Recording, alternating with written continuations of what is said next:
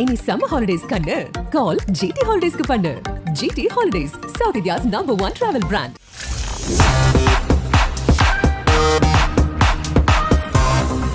Sports யூனிவர்சிட்டிக்கு வணக்கம். இது Sathya present sports students the boundary line show with Muthu, power by GT holidays.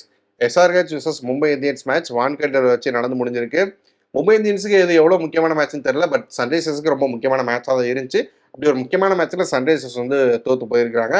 And முக்கியமாக நம்ம கவனிக்க வேண்டியது ஹைலைட்டாக இந்த மேட்ச்சில் இருந்ததுன்னு பார்த்தோன்னா சூரியகுமார் யாதவோட செஞ்சுரி தான். அவர் அடித்த செஞ்சுரி தான் வந்து மும்பைக்கு வந்து மேட்சே வந்து வின் பண்ணி கொடுத்துச்சு. ஸோ இந்த மேட்ச்சில் அந்த சூரியகுமார் யாதவோட செஞ்சுரி எப்படி இருந்துச்சு, அவர் எப்படி அந்த இன்னிங்ஸை பில்ட் பண்ணார், அண்ட் வந்து சன்ரைசர்ஸ் என்னெல்லாம் தப்பு பண்ணாங்கன்னு சொல்லிட்டு இந்த மேட்சை பற்றின எல்லா விஷயங்களையுமே வந்து நம்ம முத்துக்கிட்ட வந்து பேசி தெரிஞ்சுக்க போகிறோம். வாங்க.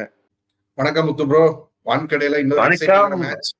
ஆமாங்க, நல்ல மேட்ச். எஸ்ஆர்ஹெச் தோத்துட்டாங்க, ஆச்சரியமா இருந்துச்சு. பட் மும்பை விளையாண்ட விதம் சந்தோஷமா இருந்துச்சு. எங்க போச்சு இந்த கேம் இவ்வளவு நாளா அப்படின்னு ஒரு ஏக்கம் வந்துச்சு மனசுல. இந்த கடைசியில இருக்கிற டீம்ல அந்த கடைசி நேரத்துல வந்து ஃபார்முக்கு வந்துதான் வந்து மற்ற டீம்ஸ் வந்து ஆட்டை கலைச்சு விடுவாங்க. அந்த வேலையை மும்பை சரியா பாத்துட்டு இருக்காங்க இந்த வாட்டி. எஸ்ஆர்ஹெச் இன்னும் எக்ஸைட் ஆகி இருக்கிறாங்க டேபிள. இல்ல, வருஷம் இந்த மாதிரி நடக்கும். உங்களுக்கு ஞாபகம் இருந்துச்சுன்னா எல்லா வருஷமும் கடைசியில இருக்கிற திடீர்னு வருவாங்க. ஏன்னா தோத்துக்கிட்டே இருப்பாங்க. அதுக்கப்புறம் சரி இழக்கிறதுக்கு எதுவும் இல்லை, இனிமே முட்டி மோதி பாக்கலாம் வா, அட்லீஸ்ட் அடுத்த ஆப்ஷனுக்காக யாராவது ரீட்டைன் ஆகணும்னு சொல்லிட்டு இண்டிவிஜுவல் பெர்ஃபார்மன்ஸ் வரும். அந்த மாதிரி எல்லாம் பெர்ஃபார்ம் பண்ணுவாங்க. மும்பை இந்தியன்ஸ் அந்த விதத்துல சூப்பரா பண்ணாங்க. என்ன மாதிரி பெர்ஃபார்மன்ஸ் நான் எதிர்பார்க்கலைங்க. நான் வந்து சரி மேட்ச் டன் அண்ட் டஸ்டட் அப்படின்னு நினைச்சேன். பவர் பிளேல டிராவிஸ் ஹெட் ஆடிக்கிட்டு இருக்கும் போது, அதுக்கப்புறம் போலிங்ல ஒரு கம்பேக். ஆல்ரெடி ஸ்கிரிப்டட் அப்படிங்கிற மாதிரி தான் தெரிஞ்சு சன்ரைசர்ஸ் வின் பண்ண போறாங்க அப்படிங்கிற மாதிரி தான் யோசிச்சு எல்லாரும். வான்கடையில வந்து மேட்ச் ஒரு அதிரடியா இருக்கும் அப்படின்னு நினைச்சோம். பட் அப்படி இல்லாம ஒரு நம்ம அந்த 160 170 கேமா தான் வந்து இருந்துச்சு. நம்ம லாஸ்ட் மேட்ச் பார்த்தோம், கேகேஆர் கூடயும் மும்பைக்கு மேட்ச் வந்து இப்படிதான் இருந்துச்சு. பிச்சு மாறி இருக்கு, ஸ்லோ டவுன் ஆயிருக்குதா பிச்சு? ஆமாங்க, போக போக சீசன் போக போக ஸ்லோ டவுன் ஆயிருக்கிறது நிதர்சனமான உண்மைதான். அது ஒண்ணு. அந்த செகண்ட் இன்னிங்ஸ்ல டியூ வந்து ஒரு பெரிய ஃபேக்டர் அமைஞ்சிச்சு. அன்னைக்கு டியூ பிளஸ் ஒரு மோசமான batting and great spin bowling இருந்துச்சு கேகேஆர் கிட்ட. அண்ட் மிச்சல் ஸ்டார்க்கும் நல்லா போட்டாரு. இங்க புவனேஸ்வர் குமாரை தவிர யாராலையும் அந்த ப்ரெஷரை வந்து அவ்வளவா வச்சுக்கிட்டு இருக்க முடியல. ஓரளவுக்கு பேட் கமெண்ட்ஸ் பண்ணாரு, பட் மத்தவங்களால அவ்வளவா கான்ட்ரிபியூட் பண்ண முடியல எஸ்ஆர்ஹெச்க்கு போலிங்ல.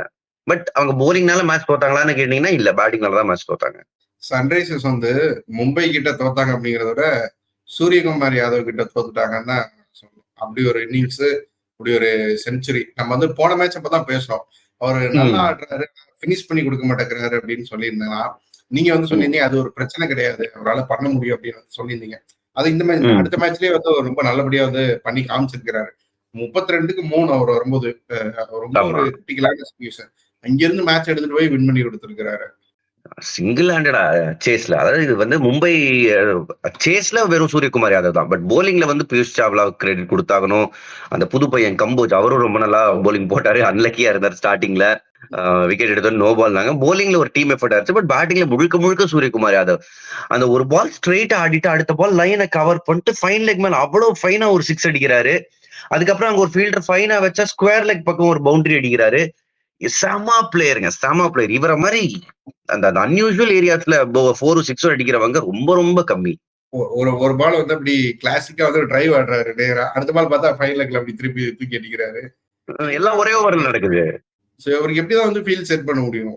அவருக்கு ரொம்ப கஷ்டங்க. அவரை இது டிஃபீட் பண்றதுக்கு ஒரே ஒரு இது, இந்த ஜடேஜா மாதிரி ஒரு போலர் அக்ஷர் பட்டேல்ல ஒரு சில தடவை பண்ணி பார்த்துருக்கோம்.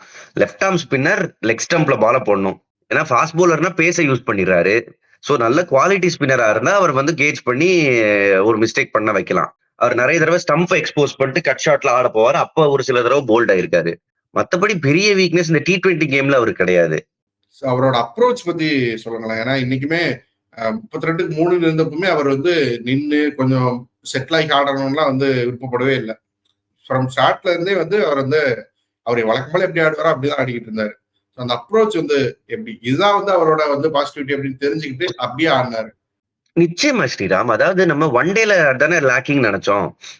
ஒன் டே கிரிக்கெட்ல கொஞ்சம் நின்று ஆடணும், கேம் எடுத்துட்டு போகணும். T20 எல்லாம் தேவையில்லையே, வந்தோம் அடிக்கிறோம். அண்ட் டு இஸ் கிரெடிட் வெறும் ஃபாஸ்ட் போலர்ஸா போட்டுக்கிட்டு இருந்தாங்க. அந்த டைம்ல பிச்சு உதறினாரு அவரோட ஷாட்ஸ்லாம்.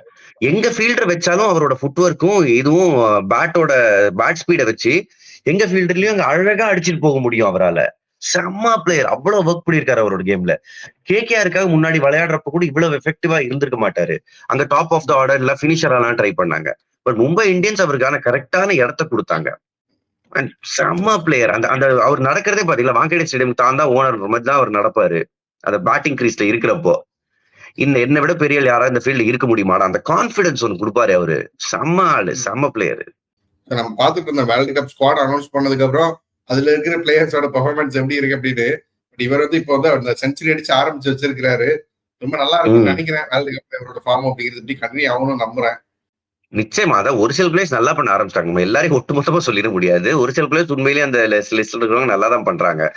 இவரோட ஃபார்ம் ரொம்ப முக்கியம்.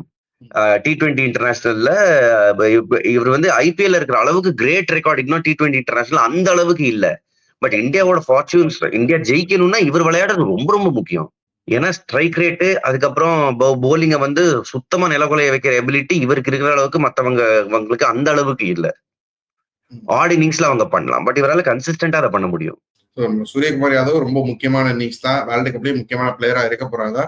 பட் இந்த சேஸ வந்து சக்சஸ்ஃபுல்லா பண்ணி முடிச்சதுக்கு சூரியகுமார் யாதவுக்கு இன்னொரு ரெண்டுல சப்போர்ட் பண்ண திலக் வர்மாவும் ஒரு பெரிய ரீசன். விக்கெட் விடாம நின்று ஒரு செகண்ட் ஃபீல்டில் ஆடி கொடுத்தாரு. செமையா ஆடினாருங்க. அவரும் நல்ல கான்பிடென்ட் யங்ஸ்டர். இந்த மும்பை இந்தியன்ஸோட ஒரு கோர் குரூப்ல அவரும் ஒரு முக்கியமான பிளேயர். ஐ திங்க் ஒரு 2 வருஷம் முன்னாடியே ரோஹித் சர்மா ஒரு பேட்டியில சொல்லியிருந்தாரு இவர் இந்தியாவுக்கு விளையாடுவாரு அப்படின்னு. டக்குனு இந்தியாவுக்கு விளையாடினாரு. போன வருஷம் வாய்ப்பு கிடைச்சிச்சு சவுத் ஆப்பிரிக்கால. டீசென்ட் டெபியூ, ரொம்ப நல்ல பிளேயர். இவரெல்லாம் ஃபியூச்சர் மார்க் பண்ணி வச்சுக்கல. இவரோட போலிங் அந்த டீம் அந்த அளவுக்கு யூஸ் பண்றது இல்லை, ஏன்னா இம்பாக்ட் சப் இந்த ரூல்லா இருக்கு. பட் இல்லைன்னா இவர் போலிங்லயும் சில ஓவர்ஸ் வந்து அப்படியே தள்ளி கொடுக்க முடியும். நம்ம எப்படி வந்து சூரியகுமார் யாதவோட அப்ரோச் பத்தி பேசுறோமோ அதே மாதிரி திலக் வர்மாவோட அப்ரோச்சையும் பேசுறோம். இவராலையுமே வந்து பாத்தீங்கன்னா அப்படி ஆல் அவுட் அட்டாக்கா போக முடியும், ஸ்டார்ட்ல இருந்தே அட்டாக் பண்ணி ஆட முடியும். பட் வந்து இவர் வந்து நேற்று வந்து அதை கண்ட்ரோல் பண்ணிக்கிட்டு நின்னாரு. அது ஒரு மாதிரியான மெச்சூர்டான ஒரு அப்ரோச்சா வந்து தெரிஞ்சது. ஆமா, செம மெச்சூரிட்டி. ஏன்னா ரிக்வயர்ட் ரன் ரேட் அவ்வளவு பெருசா இல்ல.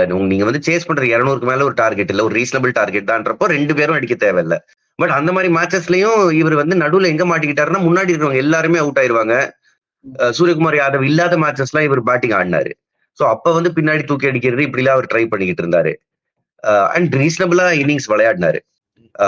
இது வந்து ரொம்ப ரொம்ப மெச்சூரிட்டியை காட்டுது, அவரோட மெச்சூரிட்டியை காட்டுது இந்த பர்டிகுலர் இன்னிங்ஸ். SRH என்ன பண்ணிட்டு இருக்காங்க, ஃபர்ஸ்ட் ஹாஃப் வந்து ஒரு பயங்கரமா வந்து ஆடிட்டு போனாங்க. அடுத்து பார்த்தோன்னா ஒரு 3 மேட்ச் தொடர்ந்து தோக்குற மாதிரி வந்து ரொம்ப ஒரு எட்ஜ்ல வந்து ஒரு மேட்சை வந்து ஜெயிச்சாங்க. திரும்ப இப்போ வான்கடையில போய் ஒரு மேட்சை மும்பைக்கு தோத்துருக்காங்க. ஒரு மாதிரி வந்து இது காட்டுறாங்களே, பிளே ஆஃப்ஸ் உள்ள வந்துருவோமா மாட்டோமா அப்படிங்கிற மாதிரி ஒரு பயத்தை காட்டுறாங்களே SRH ஃபேன்ஸ்க்கு. இல்லைங்க, எனக்கு தெரிஞ்சு அவங்க வந்துருவாங்க. ஏன்னா அவங்களோட காம்படிஷன்ல இருக்கிறது இப்ப எல்எஸ்ஜி உங்களுக்கு பெருசா எந்த கான்பிடன்ஸும் கொடுக்கல. அண்ட் அவங்க 2 பேருமே ஒரு ஐ திங்க் மும்பை இந்தியன்ஸோட எல்எஸ்ஜி ஒரு மேட்ச் ஆடுறாங்க. SRHோட அடுத்த மேட்ச் இப்ப குஜராத் பஞ்சாப்ன்றப்போ அது வந்து அவ்வளவு டிஃபிகல்ட் ஆப்போனன்ட்ஸா எனக்கு தெரியல. கூட ஒரு மேட்ச் இருக்கு, அவங்களோட டைரக்ட் டாப் டேபிள்ல ஃபைட் பண்ணிட்டு இருக்கிறவங்க கூட. நெக்ஸ்ட் மேட்ச் அவங்க கூட தான், லக்னோ கூட தான், வெட்னஸ்டே. ஆமா, சோ அது முக்கியமான மேட்ச் அமையும். பட் எனக்கு தெரிஞ்ச அந்த மேட்ச் அவங்க ஜெயிக்கிறதுக்கான வாய்ப்புகள் அதிகம். அண்ட் அதே சமயம் சில பேர் வந்து மும்பை குவாலிஃபை ஆக முடியுமா அப்படின்ற ஒரு கேள்வி இருந்தாங்கன்னா ரொம்ப ரொம்ப கஷ்டம். ஏன்னா அவங்க எல்எஸ்ஜியோட டைரக்டா ஒரு மேட்ச் விளையாடணும். அண்ட் மும்பையால மேக்ஸிமம் 12 பாயிண்ட் வரைக்கும் தான் வர முடியும். Already 12 teams வந்தாங்களே.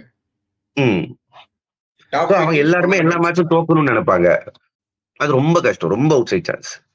RCBயால 7 மேட்ச் ஜெயிக்க முடியும் இப்போது இருக்கிற பாசிபிலிட்டி. ஆனா அவங்களுக்குமே வந்து கஷ்டம் தான். அப்படி இருக்கிறப்போ மும்பை மேபி இந்த சீசனை வந்து ஒரு பாசிட்டிவா முடிக்கலாமே நினைக்கலாமே தவிர ஒரு பிளே ஆஃப்ஸ் அப்படிங்கிறது வந்து வாய்ப்பு இல்லை. நிச்சயமா எட்டாக நீங்க நினைச்சு கொட்டாய விடுற கதை தான். அவங்க இதே மாதிரி பெர்ஃபார்மன்ஸ் முன்னாடி கொடுத்துருக்கணும். சன்ரைசர்ஸ் என்னெல்லாம் வந்து தப்பு பண்ணாங்கன்னு நினைக்கிறீங்க இந்த மேட்ச்ல? ஏன்னா வந்து பார்த்தோன்னா பேட்டிங்லயே வந்து பார்த்தோன்னா அவங்களோட பெரிய ஹெட் வந்து நின்று கொஞ்சம் செட்டில் ஆகி போகணும்னு நினைச்சாரு. சாவ்லா வந்து தூக்கிட்டாரு, கிளாஸனையும் சாவ்லா தூக்கிட்டாரு. இதை தாண்டி பெருசா அவங்களால பண்ண முடியல. இவங்க 2 பேரையும் தாண்டி மற்ற பிளேயர்ஸ்னால பண்ண முடியல. மயாங்க் அகர்வாலை எதுக்காக திடீர்னு ஆட வைக்கிறாங்கன்னு தெரியல. ஒரு வின்னிங் காம்பினேஷன் அப்பப்ப ஏன் மாத்தணும்? ஒரு மயாங்க் அகர்வால் SRH திடீர்னு மயாங்க் அகர்வால் பக்கம் இப்ப போறாங்க. அவரோட opening batter Abhishek Sharma, Travis Head disturb பண்ண வேணா, அது கரெக்ட். நம்பர் 3ல ரிசல்ட்ஸ் வரும்னு நினைச்சாங்க, அது பெருசா வரல. மயாங்க் அகர்வால் பேசிக்கா என்னன்னா இவரை வந்து ஒரு பெரிய டோ கொடுத்து டக் அவுட்லயே வச்சிருக்கோமே, இப்பயாவது நல்லா அடிக்கிறாரா பாப்போம் அப்படின்னு நினைச்சாங்க. பட் அது வந்து பேக் ஃபயர் ஆச்சு. ஏன்னா ஒரு எக்ஸ்பீரியன்ஸ் மிடில் ஆர்டர் பிளேயர் தான் அவரு. ஐ மீன் ஒரு எக்ஸ்பீரியன்ஸ் இந்தியன் பிளேயர் அவரு ஓப்பனிங் பொசிஷன்ல. மிடில் ஆர்டர்ல அவ்வளவா அவரை நம்ம பார்த்ததே இல்லை. சோ அங்க வந்து ஒரு செலெக்ஷன் இதுவே எனக்கு தெரிஞ்ச ஒரு ஒன் ஸ்டெப் பேக்கா இருந்துச்சு. அண்ட் இம்பாக்ட் சப்ப லாஸ்ட்ல எடுத்துட்டு வந்தாங்க, சில யூஸ்ஃபுல் ரன் சேர்க்க பேட் கமின்ஸ் நல்லா விளையாடினாரு. சோ அவங்களால ஜெய்தேவ் உனத்கத்த கேம்குள்ள எடுத்துட்டே வர முடியல. பட் எடுத்துட்டு வந்திருந்தாலும் இந்த கேம்ல டியூ அவ்வளவு இருந்துச்சுங்க. இருக்கிற போலர்ஸே போதுமான போலர், சரியா போடல, அவ்வளவுதான். நீங்க டியூ பத்தி பேசுறீங்க, ஸ்பின்னர்ஸ் இருந்திருந்தாலும் டியூ இருக்கிறப்போ பெருசா எஃபெக்டிவா இருந்திருக்க மாட்டாங்கனாலும் ரெண்டு டீமுக்கும் டிஃபரெண்டா அமைஞ்சது பார்த்தோம்னா அந்த ஸ்பின் பவுலிங் அப்படிங்கிறது. இங்க சாவ்லா வந்து பெரிய விக்கெட்ஸா எடுத்து கொடுத்தாரு. அப்துல் சமத்தோட விக்கெட்டுமே பெரிய விக்கெட் தான். நம்ம அந்த இதுல பார்த்தோம்னா இந்த பக்கம் பார்த்தா யாருமே இல்லையே சன்ரைசர்ஸ் பக்கம்.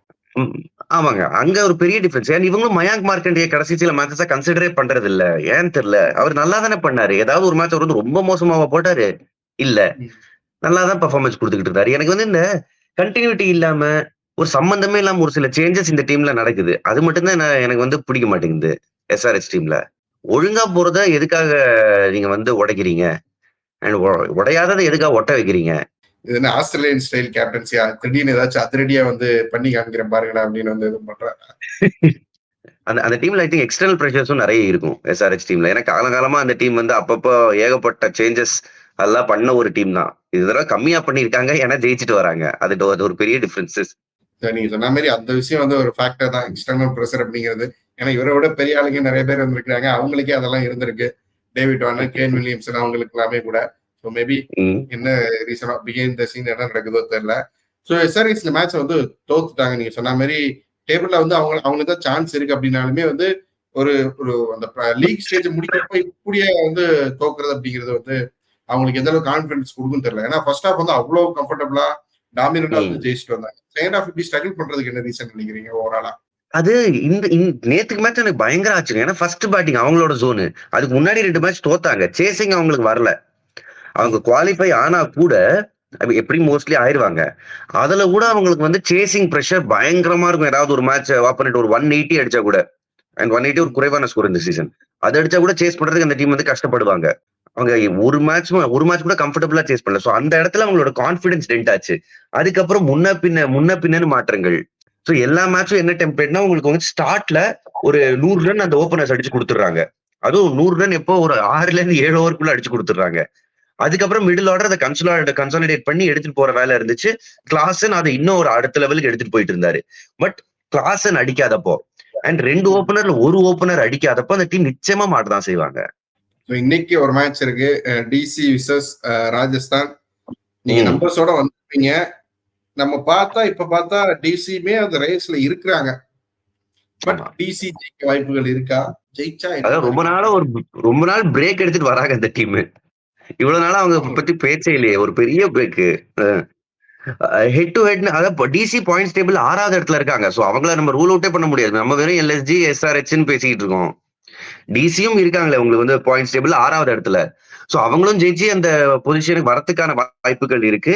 6 ஆனா தோக்கடிக்கணும். எக்ஸாக்ட்லி பாருங்களேன். ஆர்ஆர் இப்போ 2வது இடத்துக்கு தள்ளப்பட்டாங்க. ஏன்னா கேகேஆர் நம்பர் 1ல இருக்காங்க. டிசி ஜெயிச்சாங்கன்னா they can do themselves a lot of good. Head to ஹெட்னு பாத்தீங்கன்னா 13 டிசி 15 ஆர்ஆர் 2 தான் டிஃபரன்ஸ். அண்ட் இந்த கிரவுண்ட்ல கூட 4 தடவை இந்த கிரவுண்ட்ல டிசி 2 தடவை ஆர்ஆர் 4 தடவை ஜெயிச்சிருக்காங்க. ஏன்னா இதுக்கு முன்னாடி வந்து நான் டர்னிங் ட்ராக்கா இருந்துச்சு. பட் இது வந்து ஒரு பிளாட் பேட்டிங் ட்ராக்ன்றப்போ ஈவன் கான்டெஸ்ட் தான். 2 டீம்லயும் ஸ்பின்னர்ஸ் ஈக்குவல். இங்க அக்சர் பட்டேல், குல்தீப், அங்க அஸ்வின் சஹல். சோ பேட்டிங்ல தான் இந்த பக்கமா அந்த பக்கமான்னு போகுது. அங்க வந்து இப்போ இந்த மெக்கர்க் செமையா ஆடிக்கிட்டு இருக்காரு. ரிஷப் பண்ட் ஓகே ஓரளவுக்கு நல்லா ஆடுறாரு. பட் ஆர்ஆரோட பேட்டிங் இன்னும் கொஞ்சம் ஸ்ட்ராங்கரா இருக்கு. ஆர்ஆரோட பேட்டிங் ஸ்ட்ராங்கரா இருக்கு. பட் ஒரு ஹை ஸ்கோரிங்கா போகுது.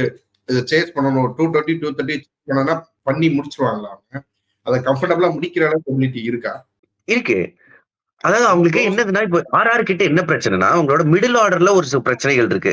இப்போ அந்த ஒரு மேட்ச் எஸ்ஆர்எச் கிட்ட க்ளோஸா வந்து தோத்தாங்க 1 ரன்ல. சோ சீசன் ஃபுல்லா உங்களுக்கு ஹெட்மயருக்கும் ராபன் பவலுக்கும் அவ்வளவா பேட்டிங் வரல. திடீர்னு ஒரு மேட்ச் பேட்டிங் வருது. ஒரு 7 மேட்ச் பேட்டிங்கே வர மாட்டேங்குது. 8வது மேட்ச் தான் அவங்களுக்கு பேட்டிங் வருதுன்றப்ப கொஞ்சம் அன்செட்டில்டா அவங்க அந்த சைட்ல இருந்தாங்க. இப்பதான் அவங்களுக்கு பேட்டிங் பிராக்டிஸே கிடைக்குது. நீங்க பாருங்களேன் ஃபுல் சீசன். ஏன்னா பட்லரு, சாம்சனு, ரியான் பராகே அடிச்சு கொடுத்துக்கிட்டு இருந்தாங்க. அங்க அவங்களுக்கு ஒரு பிரச்சனை. பட் அவங்க மிடில் ஆர்டர்ல குவாலிட்டி தெரியுது. வேற டிசியோட மிடில் ஆர்டர்ல உங்களுக்கு வந்து ரிஷப் பண்ட்டை தாண்டி யார் அவ்வளவு நல்லா பண்ணிருக்காங்க? ஸ்டப்ஸ் ஒரு அளவுக்கு நல்லா பண்ணிருக்காரு. பட் வின்னிங் காஸ்ட்ல பண்ணிருக்காரா? இந்த இடத்துல 2 டீம்லயுமே பிரச்சனை இருக்கு. இங்க மெக்கக்னா அங்க பட்லரு, இங்க ரிஷப் பண்ட்னா அங்க சாம்சன். அங்க அங்க ஜெய்ஸ்வால், இங்க ஜெய்ஸ்வால் அளவுக்கு பிருத்வி ஷா இருக்காருன்னு வச்சுப்போமே. அது கூட ஒரு ஈவன் கான்டெஸ்ட் தான். பட் நடுவுல எங்கேயோ 2 டீம்லயும் சிமிலர் ப்ராப்ளம்ஸ் இருக்கு. நீங்க வந்து ஓவராலா பாத்தீங்கன்னாலே ஆர்ஆர் வந்து மச் பெட்டர் டீம் தான் டிசியோட கம்பேர் பண்ணும்போது.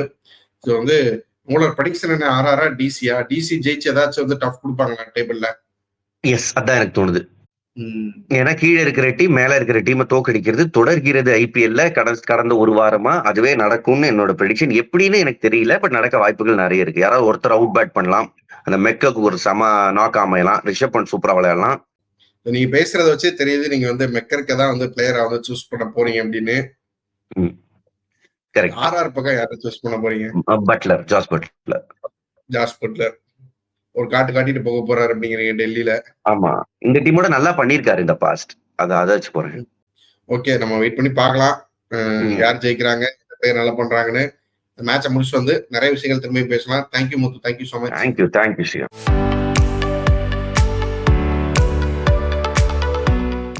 இனி சம்மர் ஹாலிடேஸ் கண்ணு கால் ஜிடி ஹாலிடேஸ்க்கு பண்ணு. GT holidays, South India's number 1 travel brand.